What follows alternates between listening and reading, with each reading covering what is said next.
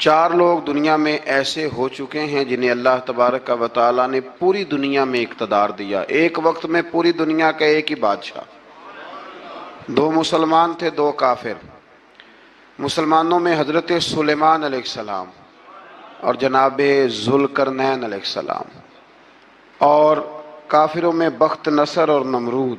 یہ 2 لوگ ہیں جنہیں اللہ نے پوری دنیا میں اقتدار دیا، اور پھر اس کے بعد آنے والے وقت میں اللہ تعالیٰ امام مہدی کو سارا اقتدار عطا فرمائے گا، پوری دنیا کا۔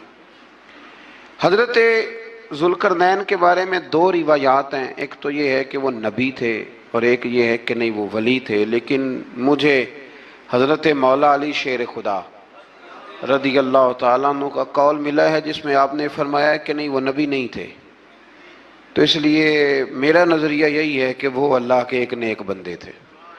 اللہ نے انہیں پوری زمین میں اقتدار دیا۔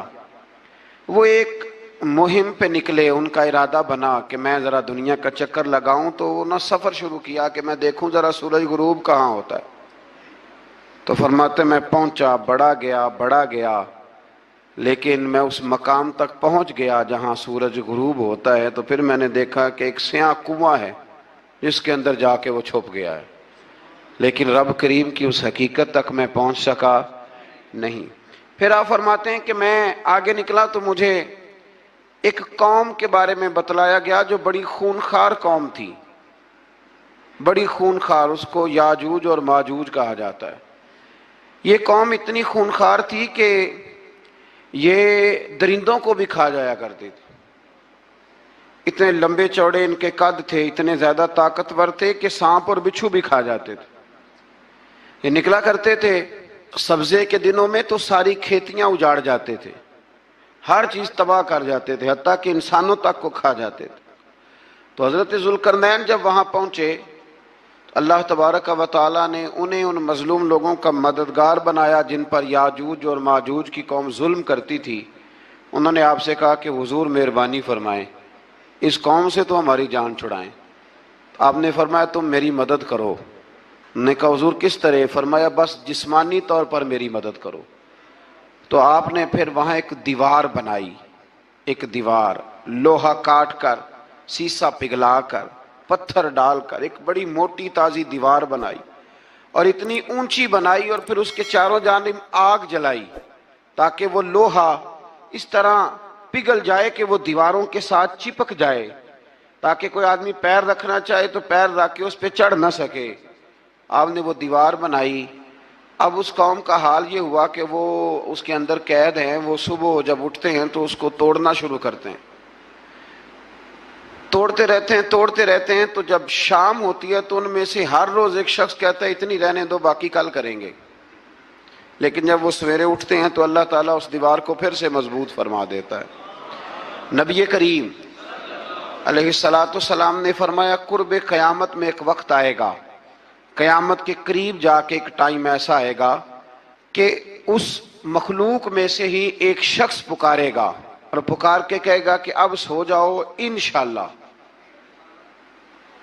اللہ ان کی زبان پہ جاری کہے گا اب سو جاؤ اور سویرے انشاءاللہ یہیں سے شروع کریں گے۔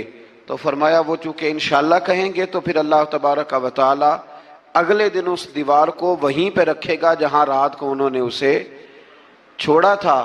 اگلے دن وہ توڑیں گے تو دیوار ساری ٹوٹ جائے گی، اور پھر اللہ تبارک و تعالیٰ کا فضل ہوگا تو مسلمان کی طرف وہ بڑھیں گے، وہ قتل و غارت کریں گے، پھر سے وہی درندگی کریں گے، تو پھر حضرت عیسیٰ علیہ السلام ان کے لیے دعا کریں گے۔ تو دعا کا یہ حال ہوگا کہ ان کے وجود پر کچھ ایسی چیزیں برآمد ہوں گی جن کی وجہ سے وہ مر جائیں گے، ختم کر دیے جائیں گے، قیامت کے قریب جا کے وہ دوبارہ آئیں گے۔ اس کے بعد پھر اللہ تبارک و تعالیٰ نے سورہ کہف کی آخری آیات میں 7 سمندر اور ان جیسے اور بھی آ جائیں، فرمایا 7 سمندر ہوں اور ان جیسے اور بھی آ جائیں اور مل کر وہ روشنائی بن جائیں تو میرے رب کے کلمات ختم ہونے سے پہلے سمندر ختم ہو جائیں گے۔ اور آخری آیت میں اللہ تعالیٰ نے فرمایا کہ اے رسول صلی اللہ تعالی علیہ وسلم آپ کہہ دیجئے کہ میں تمہاری طرح ہی ایک بشر ہوں، انا بشر مثلکم، میں بھی تمہاری طرح ایک۔ اب مثلکم کا بہت سارے لوگوں نے ترجمہ اپنی طرح کا کر لیا ہے، حالانکہ حضور صلی اللہ تعالی علیہ وسلم نے فرمایا کہ بشر ہونے میں میں تمہاری طرح ہوں، رسول ہونے میں تمہاری طرح نہیں، اللہ کا حبیب ہونے میں تمہاری طرح۔ اور وہ یہ جو میں کہہ رہا ہوں نا نہیں، تو یہ صحیح بخاری کے لفظ ہیں۔ حضور نے فرمایا ایکم مثلی، کون ہے تم میں جو میری طرح ہو، یہ صحیح بخاری کے لفظ ہیں۔ اللہ تبارک و تعالیٰ سمجھنے کی توفیق عطا فرمائے۔ پھر اس سے آگے سورہ مریم شروع ہوتی ہے۔ اس صورت میں اللہ تبارک و تعالیٰ نے حضرت زکریا علیہ السلام کا ذکر فرمایا ہے کہ وہ لا ولد تھے اور بڑھاپے کی عمر کو پہنچ چکے تھے۔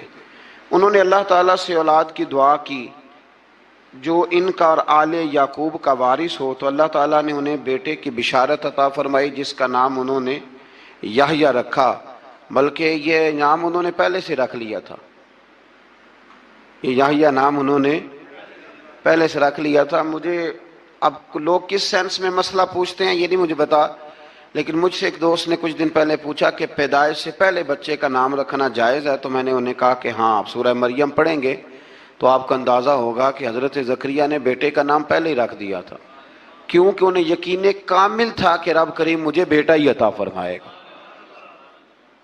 تو حضرت یحییٰ علیہ السلام کو اللہ تعالیٰ نے بچپن میں ہی نبوت عطا کی اور کتاب دی۔ ان کے اوصاف یہ بیان کیے کہ وہ پاکیزہ اور متقی تھے، ماں باپ کے ساتھ نیکی کرنے والے تھے اور سرکش نہیں تھے۔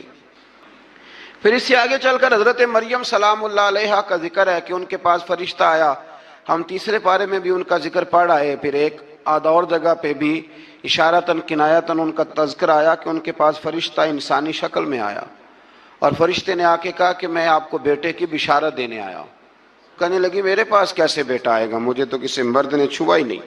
تو فرمایا رب ایسے ہی کرتا ہے جب وہ کسی کام کا ارادہ فرما لیتا ہے۔ تو حضرت مریم کے ہاں اللہ تبارک و تعالیٰ نے حضرت عیسیٰ علیہ السلام کی ولادت فرمائی۔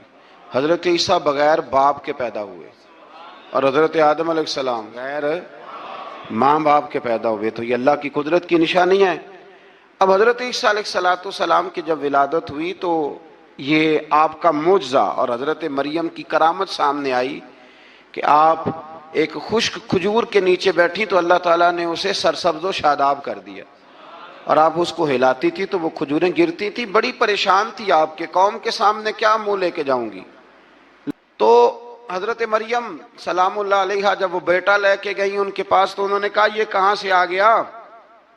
تو آپ فرمانے لگی میں نے تو چپ کر روزہ رکھا ہوا ہے، اسی سے پوچھ لو یہ کہاں سے آیا ہے، یہی بتائے گا۔ پنگھوڑے میں تھے حضرت عیسیٰ علیہ السلام، پنگھوڑے میں۔ تو قرآن مجید کہتا ہے کہنے لگے قال انی عبد اللہ، حضرت عیسیٰ بولے اور بول کے کہنے لگے میں اللہ کا بندہ ہوں، اور آتانی الکتاب، خالی نہیں آیا، کتاب ساتھ لے کے آیا ہوں، وجعلنی نبیا، اور اس نے مجھے نبی بنا کے بھیجا ہے۔ تو حضرت عیسیٰ علیہ السلام پنگھوڑے میں ہیں تو کلام فرما رہے ہیں،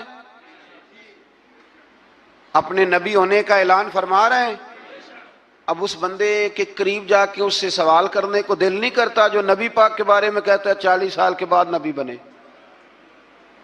یہاں پنگھوڑے میں حضرت عیسیٰ کلام کریں، پنگھوڑے میں، اور وہ پنگھوڑے میں کہے میں نبی ہوں، اور تو اپنے رسول کے بارے میں یہ کہے کہ بکریاں چرا رہے تھے تو معاذ اللہ انہیں پتہ ہی نہیں تھا کہ میں نبی بن جاؤں گا۔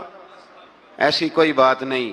اعلیٰ حضرت فرماتے ہیں اللہ اللہ وہ بچپنے کی پھبن، یعنی بچپن میں بھی رنگ ڈھنگ نرالے تھے میرے رسول کے۔